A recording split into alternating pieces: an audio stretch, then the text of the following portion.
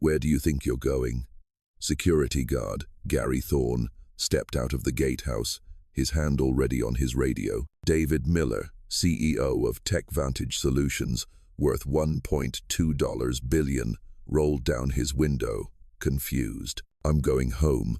I live here." Gary's expression hardened. "Listen, buddy, I don't know what game you're playing, but this neighborhood doesn't allow your type. You need to turn around right now. Your type." Those words hung in the air like a loaded weapon. David, maintaining his composure, reached for his wallet. "There must be some mistake. I'm David Miller. I own 1,247 Millionaires Row." He handed over his driver's license, his property deed, even his mortgage papers. Gary barely glanced at them before tossing them back through the window. "Nice try with the fake documents, but I wasn't born yesterday. You think you can just roll up here in some stolen car with forged papers?" The situation spiraled faster than David could process. Gary was already calling for backup, his voice crackling through the radio. "Yeah, we got a situation at the main gate. Possible trespasser refusing to leave. Might need police backup." David pulled out his phone and started recording. His voice remained eerily calm, but there was something in his tone that should have made anyone with half a brain stop and listen. "You have no idea who you're talking to." But Gary Thorne was about to find out. To understand why David Miller remained so calm in that moment, you needed to know who he really was. This wasn't just some random wealthy man being harassed at a gate. This was a man who had clawed his way out of the Brewster Douglas housing projects in Detroit, where gunshots had been lullabies and hope had been a luxury most couldn't afford. David's mother, Eleanor Miller, worked 3 jobs just to keep food on the table. She cleaned offices at night, stocked shelves at dawn, and somehow still found time to drill one message into her son's head. "Baby, the world's going to try to tell you what you can't do. You show them what you will do." At 17, David scored a full ride to Harvard Business School, not because of connections or legacy admissions, but because he outworked everyone around him. While his classmates were at country clubs, David was in the library until 3 a.m., studying market trends and building business models that his professors called revolutionary. 8 years ago, David started TechVantage Solutions in his 1-bedroom apartment in Cambridge. No investors, no startup capital, just a laptop and an idea that artificial intelligence could democratize access to financial services for underserved communities. Today, TechVantage is worth $14 billion and employs over 30,000 people across 6 continents. But here's what makes David Miller different from every other tech billionaire you've heard of. His personal philosophy drives every business decision. Respect is earned through character, not demanded through fear. He is known in Silicon Valley as the CEO who remembers everyone's name, who promotes based on merit alone, and who has zero tolerance for discrimination of any kind. Which brings us to a detail that makes tonight's encounter even more explosive. 3 months ago, David Miller quietly acquired Sterling Security Services as part of TechVantage's expansion into property management technology. The same Sterling Security Services that guards Millionaires Row, the same company that employs Gary Thorne. Now, let's talk about what Millionaires Row was. 47 mansions spread across 200 acres of manicured perfection in what was the most exclusive gated community in the state. The average home value was $3.8 million. The average resident was white, wealthy, and very particular about maintaining their community standards. The community was managed by Stonebrook Property Management, and their head of security was none other than Gary Thorne. 15 years on the job, stellar reviews from residents, and what appeared to be a spotless record. But if you had dug deeper into Sterling Security's HR files, you would have found something interesting. 7 formal complaints had been filed against Gary over the past 3 years. All involved incidents with minority visitors. All had been mysteriously buried in paperwork and never investigated. Here's what Gary Thorne hadn't known. David Miller hadn't chosen Millionaires Row randomly. He had spent 6 months researching this community specifically because of these incidents. When the previous homeowner, tech mogul Richard Hayes, had recommended David for the property, he had also warned him, "Son, you're going to face some challenges there. Some folks haven't quite caught up to the 21st century, if you know what I mean." David had known exactly what he had meant, and that had been precisely why he had bought the house. His real motivation hadn't been just to live in luxury. It had been to create change from within the system, to be the catalyst that would expose the discrimination hiding behind manicured lawns and million-dollar gates. Back at the gate, the situation was about to explode. Mark Davis, Gary's partner, arrived in a security golf cart, immediately sensing the tension. Mark had been on the job for 2 years, and he had known Gary's reputation, even if management had chosen to ignore it. "Gary, what's going on here?" Mark asked, trying to de-escalate, but Gary had been too far gone, his voice rising with each word. "This guy's trying to scam his way into the community with fake papers. Claims he owns the Hayes place." David, still recording, spoke with unnerving calm. "I don't claim to own it. I do own it, and I also own Sterling Security Services." Gary's laughter was ugly and bitter. "Right, and I'm the President of the United States. No way some person like you owns anything here, let alone my company." Mark Davis felt his stomach drop. He had seen Gary get aggressive before, but never like this, never so openly hostile. He tried to intervene, but Gary cut him off. "You back me up here, Mark, or you can find yourself another job tomorrow." That was when David Miller made one phone call that would change everything. "Chloe, it's David. Execute Protocol 7 immediately." The line went quiet. David slipped his phone back into his pocket and did something that unnerved Gary more than any threat could. He waited, perfectly still, perfectly silent, the smile never leaving his face because David Miller knew something that Gary Thorne was about to learn the hard way. Sometimes the most devastating weapon wasn't rage or violence. Sometimes it was patience, preparation, and the power to completely destroy someone's world with a single phone call. And Protocol 7 was about to turn Gary Thorne's life upside down in ways he had never seen coming. 18 minutes after David made that phone call, headlights cut through the darkness. Not one car, but 4. Leading the convoy was a silver Tesla Model S, and stepping out was Chloe Knight, David's executive assistant, flanked by 3 people in sharp business suits, TechVantage's legal team, and the HR director of Sterling Security Services. Gary Thorne squinted at the approaching group, his bravado finally starting to crack. "What is this? Some kind of setup?" David's voice remained steady, almost gentle. "Gary, I want you to meet my executive assistant, Chloe Knight, along with our legal team. They're here to deliver some news." Chloe stepped forward, her voice crisp and professional. "Mr. Thorne, as of 11:47 p.m. tonight, your employment with Sterling Security Services has been terminated, effective immediately." The words hit Gary like a physical blow. "Terminated? You can't fire me. You don't even work here." David finally stepped out of his Bentley, and for the first time that night, his smile disappeared.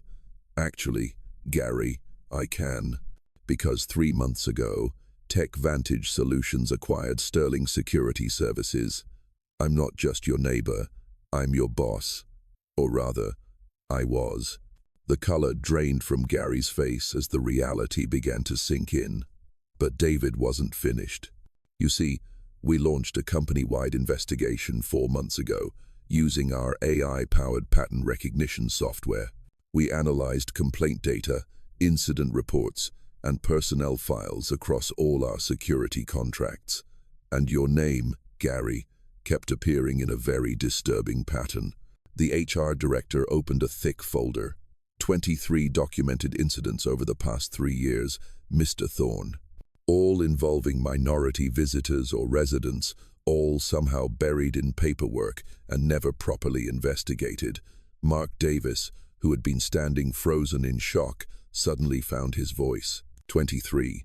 I filed 7 complaints myself about Gary's behavior. I was told they were being handled. David nodded grimly.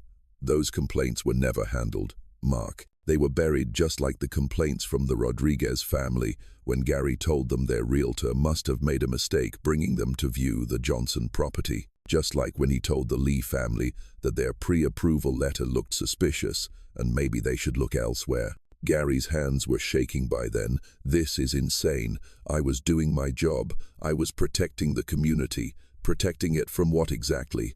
David's voice cut like ice. From successful families who happened to have more melanin in their skin.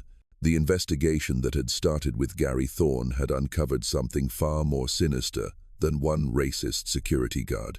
It had exposed a systematic conspiracy that had reached into the highest levels of Stonebrook property management itself. Sarah Thompson, the property manager who had been running Billionaire's Row for 8 years, had been operating what could only have been described as a modern-day redlining scheme. Working directly with Sterling Security, she had been screening out minority buyers before they could even view properties. Here's how the scheme had worked. When minority families contacted realtors about Billionaire's Row properties, their information would somehow find its way to Sarah Thompson. She would then alert Sterling Security to flag these families as potential security risks or unsuitable for community standards. The financial incentive had been as disgusting as it had been effective.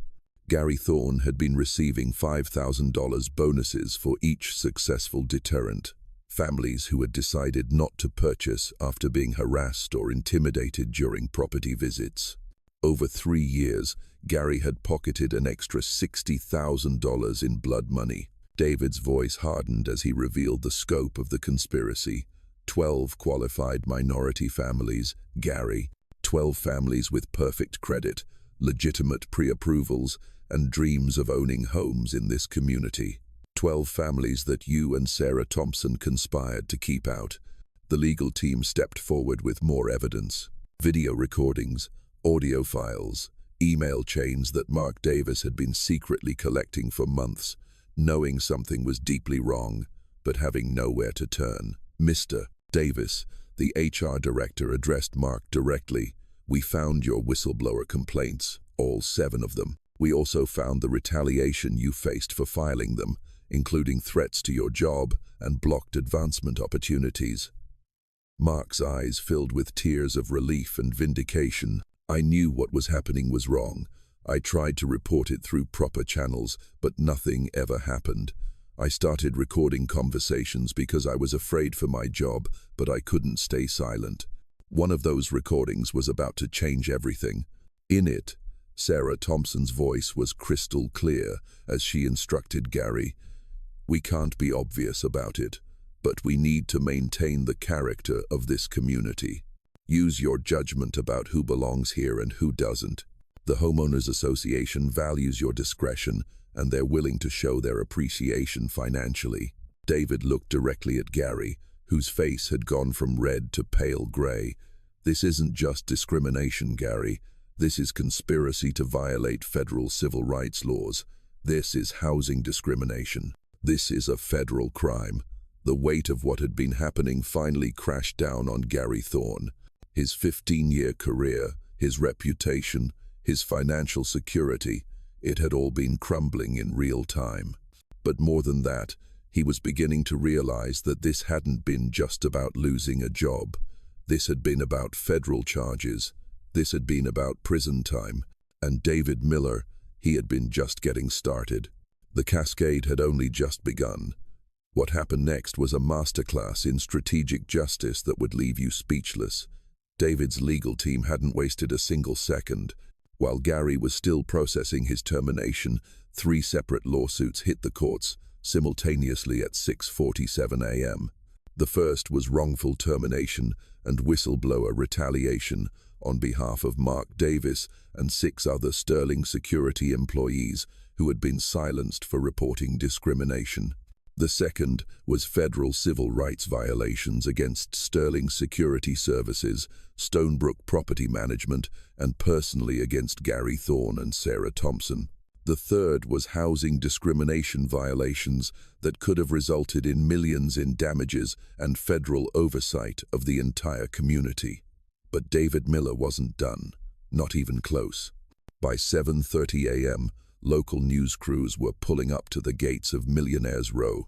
David had called them personally, not through a PR firm, not through corporate communications, but directly from his phone while standing at the scene of the crime. Channel 7 news anchor Brenda White was the first to arrive, followed by crews from 3 other stations and 2 online news platforms. Word spread fast when a Billionaire CEO held an impromptu press conference about racism at his own front gate. David positioned himself directly in front of the gatehouse where it all had happened, the morning sun casting long shadows across the scene. The irony wasn't lost on anyone. He was still technically locked out of his own community, but by then he had the entire media watching. "Ladies and gentlemen," David began, his voice carrying the weight of someone who had built empires and destroyed obstacles. "What you're witnessing today is not just about one man's experience. It's about a systematic conspiracy to deny qualified families their right to equal housing opportunities based solely on the color of their skin." The cameras captured every word as David methodically laid out the evidence, the financial incentive scheme, the buried complaints, the coordinated discrimination that had kept 12 families from achieving their American dream. That was when Gary Thorne made the mistake of trying to interrupt. "This is all a misunderstanding," Gary shouted from behind the gate, his voice cracking with desperation. "I was just doing my job. I didn't mean anything by it." The cameras swiveled to capture Gary's face, red and sweating, as he continued his damage control attempt. "Mr. Miller, please, I have a family. I have kids. This is all being blown out of proportion. Can't we work something out?" David's response was delivered with surgical precision. "Mr. Thorne, you told 12 families they didn't belong here because of their race. You pocketed $60,000 in bonuses for terrorizing innocent people. You looked me in the eye and called my property documents fake because you couldn't believe someone who looks like me could own something you couldn't afford. The only thing being blown out of proportion is the time it took for you to face consequences. But the most devastating moment was yet to come. David's phone rang during the live broadcast. He answered it on speaker for everyone to hear. "Mr. Miller, this is Sarah Thompson. I think there's been a terrible misunderstanding. Perhaps we can discuss this privately." David's smile was ice cold. "Miss Thompson, you're on live television right now. The entire city is watching. Would you like to explain to these cameras how you've been running an illegal housing discrimination scheme?" The silence on the other end was deafening. When Sarah finally spoke, her voice was barely a whisper. I don't know what you're talking about, really, because I have recordings of you instructing security to use their judgment about who belongs in this community. I have financial records showing bonus payments for successful deterrence.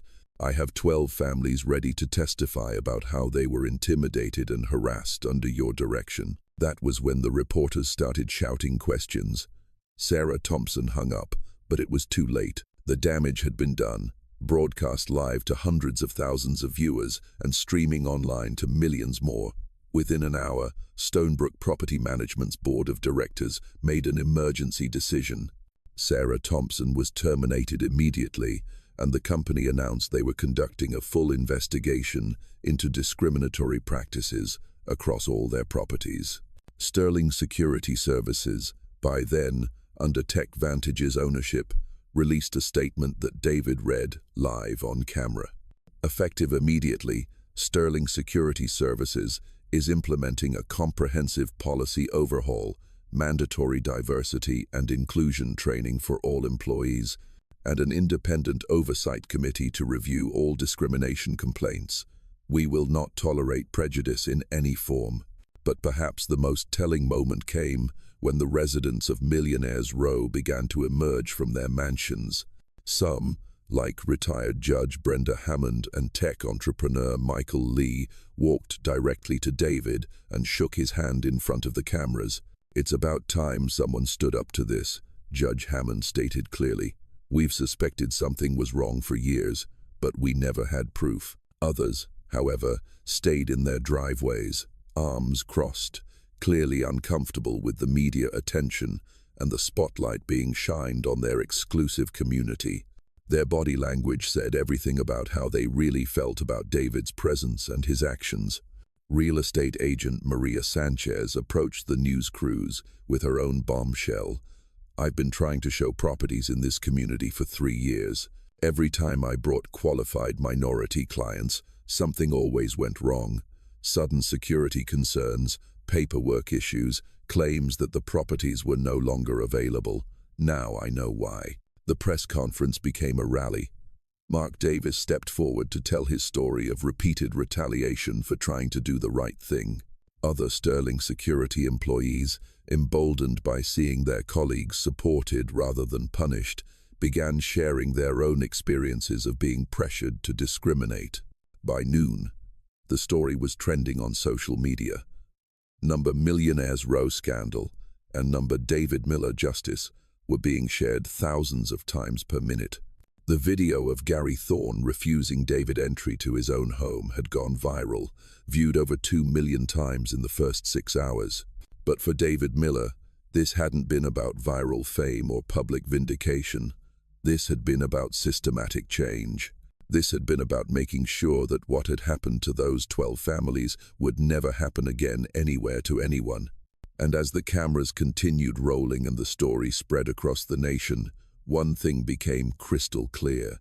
David Miller hadn't just bought a house in Millionaire's Row. He had bought the power to tear down the walls of discrimination and rebuild them with justice. The revolution had begun, and it had been broadcast live. 6 months later, the transformation had been nothing short of extraordinary. Sterling Security Services had become the gold standard for inclusive practices in the private security industry. What had once been a company plagued by discrimination complaints was now featured in Harvard Business School case studies as an example of how proper leadership and accountability could revolutionize corporate culture. The changes hadn't been just cosmetic. Every Sterling Security employee had undergone 40 hours of diversity and inclusion training. An independent oversight committee reviewed all complaints within 72 hours. Most importantly, the company had implemented David's revolutionary community-first protocol, where security personnel were trained to welcome and assist rather than intimidate and exclude. Mark Davis stood in his new corner office, looking out at the bustling Sterling Security headquarters. His promotion to regional director had come with a 40% salary increase, and something even more valuable, the knowledge that his courage to speak up had helped transform an entire industry. He oversaw security operations for over 200 properties across 3 states, and his first mandate was simple: zero tolerance for discrimination, period. The hardest part wasn't filing those complaints, Mark reflected in a recent interview. The hardest part was watching good families get turned away and knowing I couldn't stop it. Now I make sure it never happens again. The consequences for those who had perpetrated the discrimination had been swift and severe. Gary Thorne pleaded guilty to federal civil rights violations and conspiracy charges.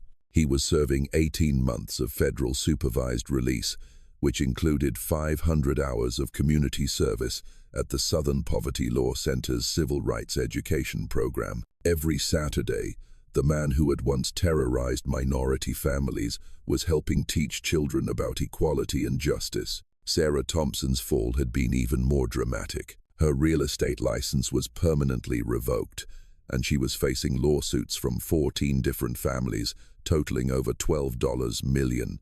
Stonebrook Property Management settled out of court for an undisclosed amount, but sources close to the case suggested it had been enough to ensure she would never work in property management again. But perhaps the most powerful transformation had come from David Miller himself. Using the settlement money from the civil rights lawsuits, David established the Miller Foundation for Equitable Housing, a $50 million scholarship fund specifically designed to help underrepresented communities enter careers in security, property management, and real estate. The foundation had already awarded scholarships to over 300 students, ensuring that the next generation of industry professionals would look like the communities they served. Revenge isn't about destroying your enemies, David explained during the foundation's inaugural gala. Revenge is about making sure they can never hurt anyone else the way they hurt you. The most beautiful moment came on a sunny Tuesday afternoon in spring. David stood at his front gate, the same gate where Gary Thorne had once tried to deny him entry to his own home.